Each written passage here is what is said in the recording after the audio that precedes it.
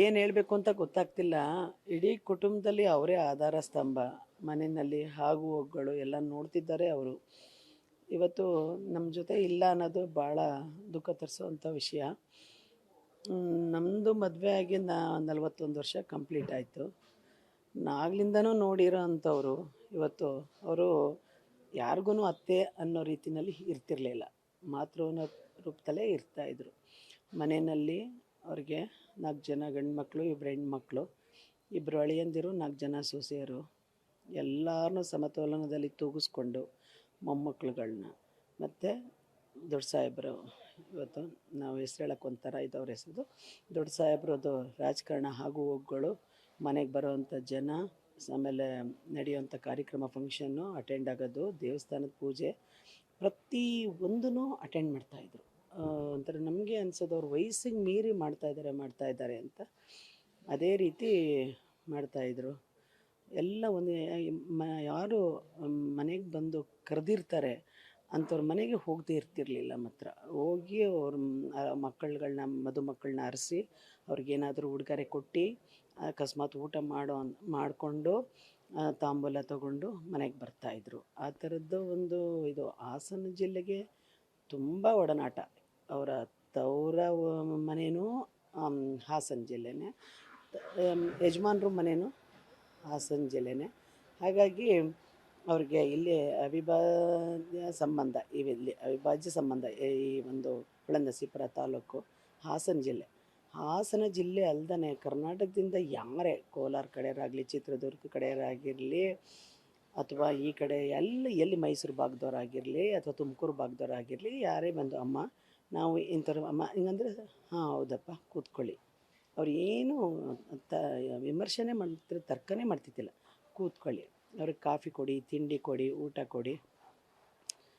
ಹೇಗೆ ಮಾತಾಡಿಸ್ತೀರಂದರೆ, ನೀವು ಏನು ಮಾಡ್ಕೊಂಡಿದ್ದೀರಪ್ಪ, ಅವ್ರೇನಾರು ಅವ್ರದ್ದು ವೃತ್ತಿ ಹೇಳಿ, ನಿಮ್ಗೆ ಎಷ್ಟು ಜನ ಮಕ್ಕಳು, ಆ ಥರ ಅಮ್ಮ ಅವ್ರನ್ನ ಎಷ್ಟು ಚೆನ್ನಾಗಿ ಒಂಥರ ಅವರ ನಿಕಟವಾಗಿ ಹತ್ರಕ್ಕೆ ತಗೊಬಿಡ್ತಾಯಿದ್ರು.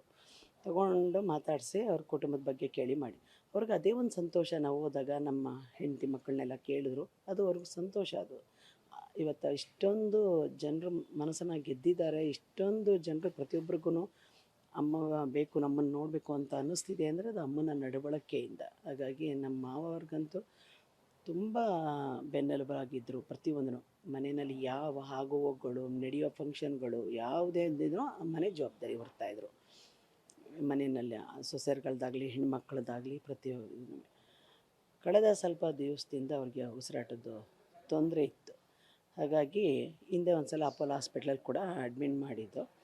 ಅಲ್ಲಿ ಚೇತರಿಸ್ಕೊಂಡು ಮನೆಗೆ ಬಂದರು. ಮನೆಗೆ ಬಂದಮೇಲೆ ಮತ್ತೆ ಇವಾಗ 5 ದಿವಸ ಆಯಿತು. ಮಂಗಳವಾರ ಸ್ವಲ್ಪ ಅಸ್ವಸ್ಥರಾದರು ಮನೆಯಲ್ಲಿ.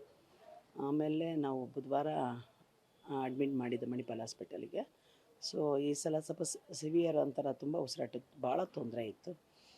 ಹಾಗೂ ಈಗೂ ಅಂದರೆ ಒಂದು 24 ಅವರ್ಸ್ ಆದಮೇಲೆ ಅವರು ಅಬ್ಸರ್ವೇಷನ್ ಇಟ್ಟು ಆದಮೇಲೆ ಎಲ್ಲ ಸ್ವಲ್ಪ ಚೇತರಿಸ್ಕೊಂಡ್ರು. ನಮಗೆ ಅನ್ನಿಸ್ತು ಪರವಾಗಿಲ್ಲ, ಈಗ ಒಂದು 30% ಚೇತರಿಸ್ಕೊಂಡಿದ್ದಾರೆ ಅಂತ ಹೇಳಿದ್ರು. ಡಾಕ್ಟ್ರುಗಳು ಹೇಳೋದ್ರ ಮೇಲೆ ನಾವು ಡಿಪೆಂಡು. ಹಾಗಾಗಿ ಮೊದಲಿಂದನೂ 5% ಚೇತರಿಸ್ಕೊಂಡಿದ್ದಾರೆ. ಹೀಗೆ ಹೇಳ್ತಾ ಕೊನೆಗೆ 30%ವರೆಗೂ ಬಂತು. ನಮ್ಮ ಮಾವ ಅವ್ರು ಬಂದಾಗ ಅವ್ರ ಕಣ್ಮುಂದೆನೇ ನಮ್ಮ ಮಾವ ಕೈ ಹಿಡ್ಕೊಂಡಿದ್ದಂಗೆ ಜೀವ ಹೌದು.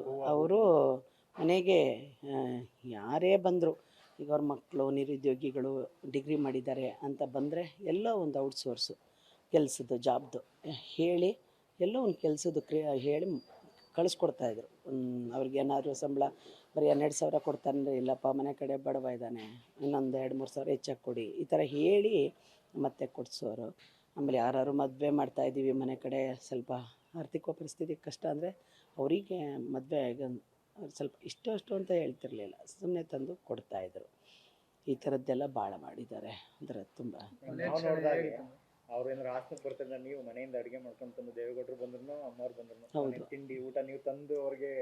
ನಾನು ಇದುವರೆಗೆ ನನಗೆ 41 ವರ್ಷ ಕಂಪ್ಲೀಟ್ ಆಯಿತು ಮದುವೆ ಆಗಿ. ನಾನು ಇವತ್ತುವರೆಗೆ ನಮ್ಮ ಮಾವ ಇಲ್ಲ ಫಂಕ್ಷನ್ನು ಕಾರ್ಯಕ್ರಮ ಅಂಥ ಕಡೆ ಹೋದ ಕಡೆ ಪಬ್ಲಿಕ್ಸ್ ಜೊತೆ ಅಲ್ಲಿ ಅಡುಗೆ ಮಾಡಿಸಿದ್ದವ್ರ ಮನೆ ಊಟ ಮಾಡಿರಿದ್ದಾರೆ ಅಪರೂಪದಂಗೆ.